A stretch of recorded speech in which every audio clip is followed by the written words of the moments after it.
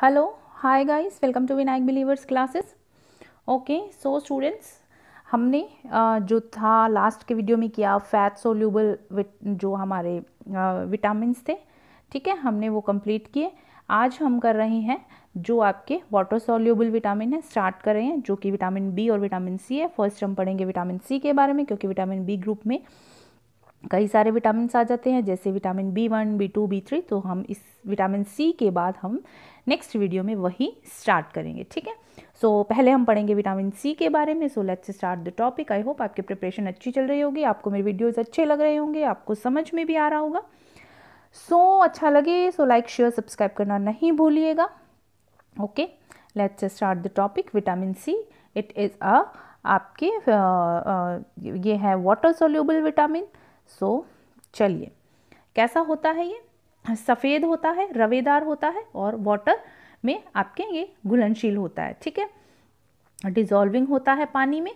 क्षार, ताप, ठीक है, क्षार पर, ताप पर, तांबा और धातु, इन चीज़ों से ये जल्दी ऑक्सीडाइज हो जाता है, मीन्स कि जल्दी ऑक्सीकृत होता है, ठीक है। सफ़ेद, रवेदार और पानी में घुलनशील है। इस विटामिन को बेसिकली स्कर्वी रोधक पदार्थ भी बोला जाता है, ठीक है। स्कॉर्ब्यूटिक प्रतिरोधक पदार्थ भी बोला जाता है, आप ये नाम ध्यान रखिएगा।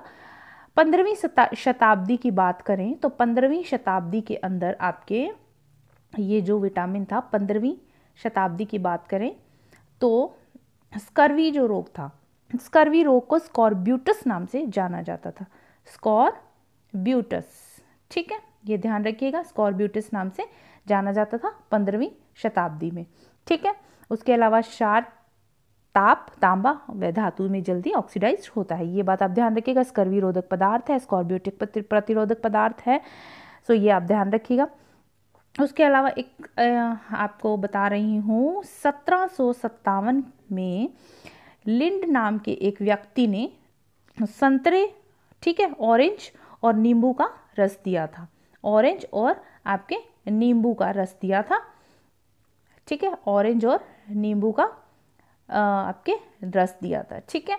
उसके अलावा 1925 के अंदर आपके सेंट ग्योर्गी एक व्यक्ति थे, जिन्होंने हेक्सोयूरोनिक एसिड के नाम से इसको बोला था, हेक्सयूरोनिक एसिड, ठीक है। सो ये आप चीज़ें दोनों ध्यान रखिएगा। अगर आप नोट्स बना रहे हैं तो आप इसको लिख लीजिएगा, ठीक है।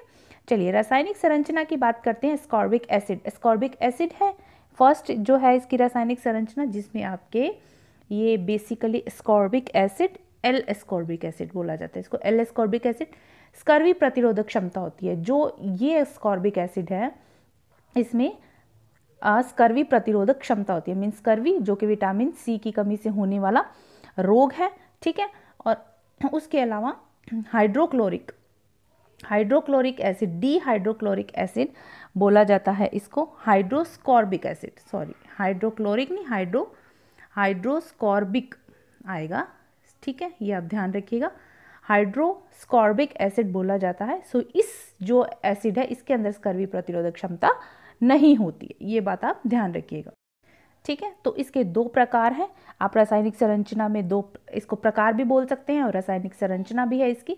ये आता है आपके डी एस्कॉर्बिक एसिड, ये आता है आपके एल एस्कॉर्बिक एसिड, और आपके दूसरा आ जाता है डी एस्कॉर्बिक एसिड। जो एल एस्कॉर्बिक एसिड है इसके अंदर प्रतिरोधक क्षमता होती है, स्कर्वी प्रतिरोधक क्षमता, और आपके डी हाइड्रोस्कॉर्बिक एसिड के अंदर प्रतिरोधक क्षमता नहीं होती है, ये आप अच्छे से ध्यान रखिएगा चीज़ को, ठीक है।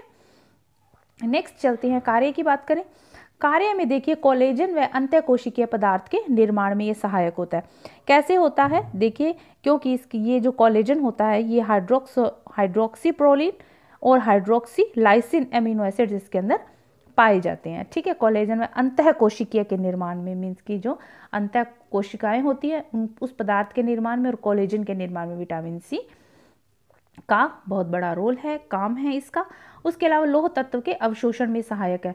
लौह तत्व देखिए, जो आपका आयरन होता है, ठीक है, आयरन जो है आपके फेरिक, ये होता है आपके फेरिक लवण, ये विटामिन सी के साथ जब मिलता है तो किस में चेंज हो जाता है, ये फेरस लवण में चेंज हो जाता है, और फेरस लवण जो इसका रूप है, ये अवशोषण, इसका जो अवशोषण एब्जॉर्प्शन जो है वो जल्दी होता है, शीघ्रता से होता है। सो लौह तत्व के अवशोषण में विटामिन सी आवश्यक है। विटामिन सी का काम है लौह तत्व के अवशोषण में उसके हेल्प करना, ठीक है, ये आप ध्यान रखिएगा। नेक्स्ट आता है कोएंजाइम के रूप में। कोएंजाइम के रूप में की अगर बात करें तो देखिए जो मेटाबॉलिज्म क्रियाएं होती हैं उनको करने के लिए इसका काम है, जैसे हाइड्रोक्सिलीकरण क्रियाओं को संपन्न करने में भी इसका काम है, तो ये कोएंजाइम के रूप में काम करता है, ठीक है, ये आप ध्यान रखिएगा। उसके अलावा एंटीऑक्सीडेंट्स, ठीक है, एंटीऑक्सीडेंट्स का मतलब क्या है, आपके एंटीऑक्सीडेंट्स के रूप में ये काम करता है, जैसे कि देखिए WBC है, WBC की क्रियाशीलता को बनाए रखता है, WBC की क्रियाशीलता को बनाए रखता है और शरीर को क्या करता है, डिजीजेस से और इन्फेक्शन से ये बचाता है। तो एंटीऑक्सीडेंट्स का मतलब ये कि WBC की जो कार्य है वो ठीक प्रकार से होता है और रोगों से रक्षा होती है, संक्रमण से भी बचाव होता है। सो ये इसका काम है, ठीक है। नेक्स्ट आता है घाव भरने में। देखिए आपने नॉर्मली सुना होगा कि विटामिन सी जो है घाव भरने में हेल्प करता है, क्योंकि विटामिन सी किसका निर्माण करता है, हमने फर्स्ट कार्य में पढ़ा था कोलेजन का, ठीक है, अंतःकोशिकीय पदार्थ का निर्माण करता है और कोलेजन का निर्माण करके ये क्या करता है, घावों को जल्दी भरने में हेल्प करता है, ठीक है, ये आप ध्यान रखिएगा। रोग प्रतिरोधक क्षमता बढ़ाने में, बिल्कुल रोग प्रतिरोधक क्षमता बढ़ाने में भी इसका काम है, क्योंकि ये रोगों को दूर करता है, इम्यून सिस्टम को स्ट्रॉन्ग करता है, क्योंकि इसके अंदर एंटीऑक्सीडेंट्स होते हैं। सो WBC का कार्य भी अच्छी तरह से होता है, जो कि WBC को एक्टिव रखता है, सो रोग प्रतिरोधक क्षमता को बढ़ाने में। उसके अलावा कार्टिकल हार्मोन संश्लेषण में, कार्टिकल हार्मोन संश्लेषण है ये आपके कार्टिकल, ठीक है, ये आपका 7 नंबर पॉइंट है, 8 नंबर पॉइंट है, ध्यान रखिएगा। कार्टिकल हार्मोन संश्लेषण में कैसे सहायक है, विटामिन सी की अगर कमी हो जाती है तो एड्रीनल कॉर्टेक्स का जो साइज है, एड्रीनल, ठीक है, कॉर्टेक्स का जो साइज है वो बढ़ जाता है, ठीक है, तो जिसे हाइपरट्रॉफी बोलते हैं। तो ये क्या करता है, इसके संश्लेषण में हेल्प करता है। सो कार्टिकल हार्मोन के संश्लेषण में हेल्प करता है। रक्तवाहिनियों के स्वास्थ्य में, ठीक है, रक्तवाहिनियों के स्वास्थ्य को बनाए रखता है। रक्तवाहिनियों के स्वास्थ्य का क्या मतलब है, इसके अंदर आपके रक्तवाहिनियों की जो दीवारें होती है, अगर विटामिन सी की कमी हो जाती है तो रक्तवाहिनियों की जो वॉल्स होती हैं, ठीक है, ब्लड वेसल्स जो होती हैं उनकी वॉल्स जो होती हैं वो कमज़ोर पड़ जाती हैं और जो स्किन है उसकी ऊपरी लेयर पर क्या होता है, ब्लड निकलने लगता है।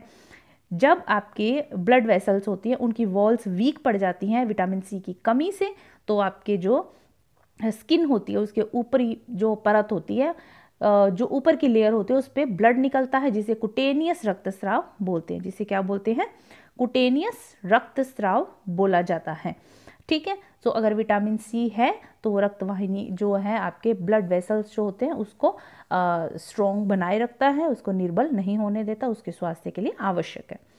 अस्थियों के निर्माण में विटामिन सी की कमी से क्या होता है, अस्थि निर्माण में बाधा आती है, क्योंकि अस्थि में जो मैट्रिक्स होता है और जो संयोजी पदार्थ होते हैं वो ठीक तरह से कार्य नहीं करते, ठीक है, जिससे क्या होता है आपके अस्थि के जो लास्ट के जो सिरे होते हैं वो प्रभावित हो जाते हैं स्कर्वी में, ठीक है, ये चीज़ आती है।